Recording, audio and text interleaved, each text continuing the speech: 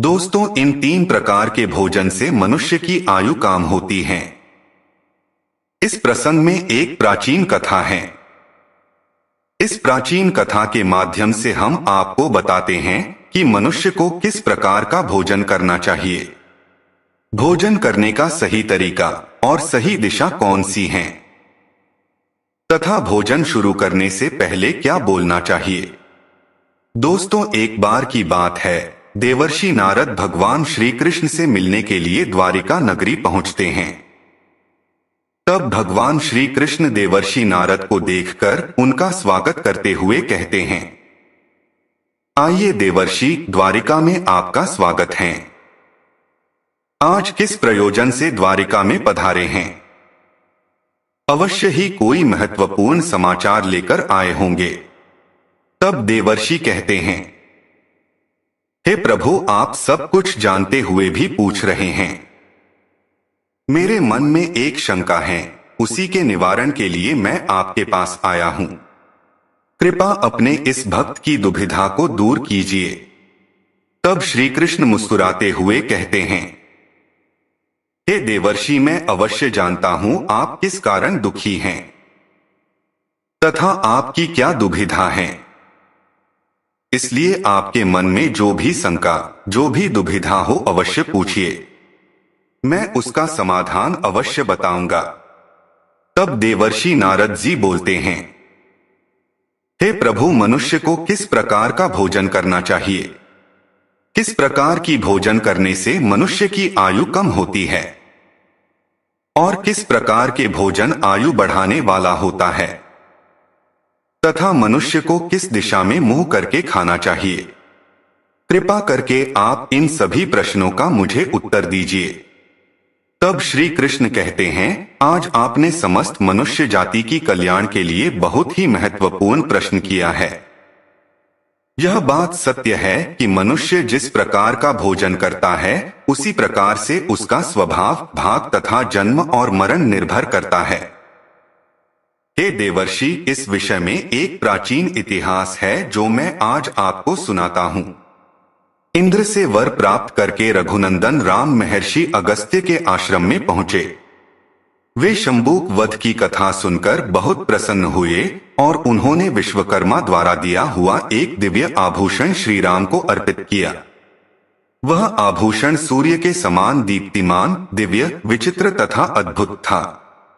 उसे देखकर श्री राम ने महर्षि अगस्त्य से पूछा, मुनिवर, विश्वकर्मा का यह अद्भुत आभूषण आपके पास कहां से आया? जब यह आभूषण इतना विचित्र है तो इसकी कथा भी विचित्र ही होगी।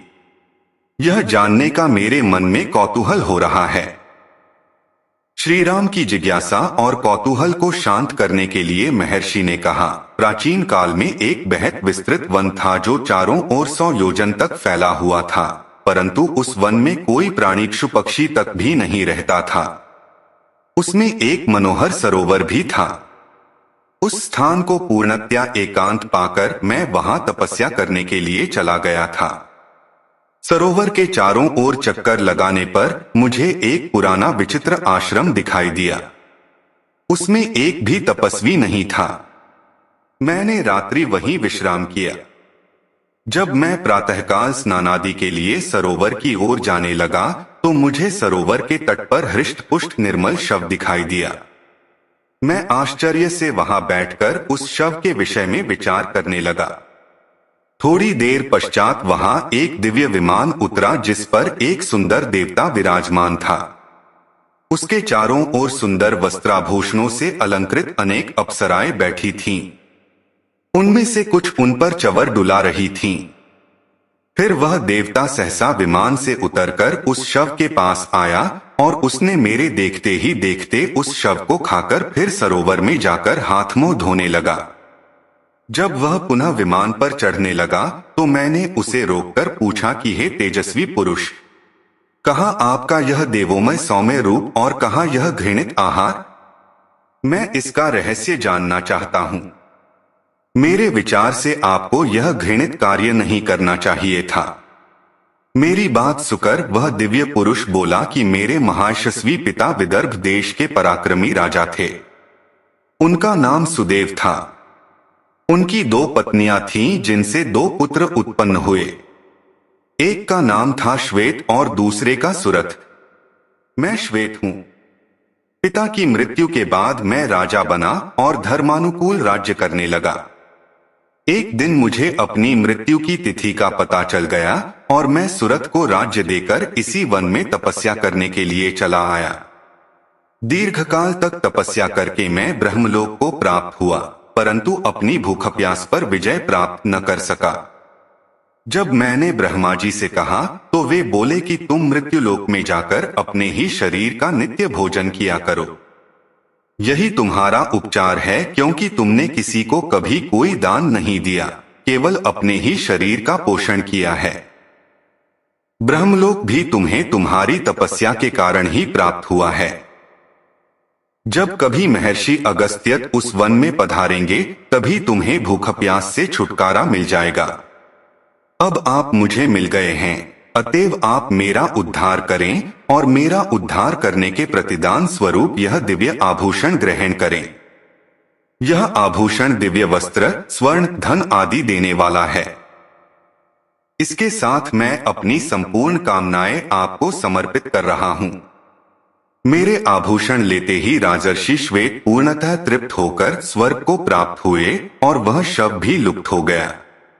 अब मैं आपको भोजन करने से संबंधित महत्वपूर्ण जानकारी बतलाने जा रहा हूं। भोजन करना मृत्युलोक के सभी प्राणी के लिए आवश्यक है, चाहे वह छोटा सा कीट हो या संसार के सबसे बड़े प्राणी बिना भोजन के जीवित नहीं रह सकते हैं, क्योंकि भोजन से ऊर्जा मिलती है और ऊर्जा से शरीर की संरचना होती है। इसी वजह से संसार के प्रत्येक प्राणी भोजन करते ही हैं। लेकिन दोस्तों, धर्म ग्रंथों और शास्त्रों की माने तो भोजन करने की एक विशेष ही महत्व बताया गया है, जिस नियम को पालन करने से मनुष्य के सारे दुख, सारे कष्ट एवं निर्धनता से हमेशा के लिए छुटकारा मिल जाता है।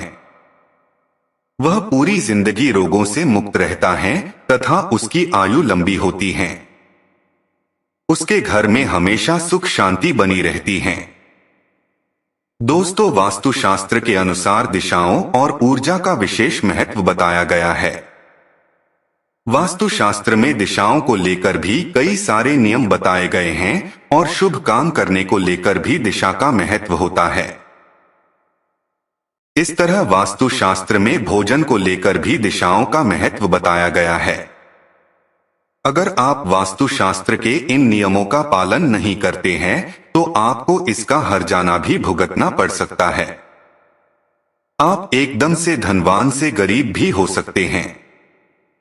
आइए आपको बताते हैं भोजन करने के कुछ नियमों के बारे में। वास्तु से जुड़े नियम। वास्तुशास्त्र के अनुसार खाना खाते समय वास्तु के नियमों का ध्यान रखना बेहद जरूरी है। वास्तुशास्त्र के अनुसार खाना खाने के लिए सबसे अच्छी दिशा उत्तर दिशा और पूर्व दिशा को माना गया है, तो दूसरी तरफ दक्षिण दिशा को भोजन करने के लिए अशुभ बताया गया है। दक्षिण दिशा को यमराज की दिशा माना जाता है।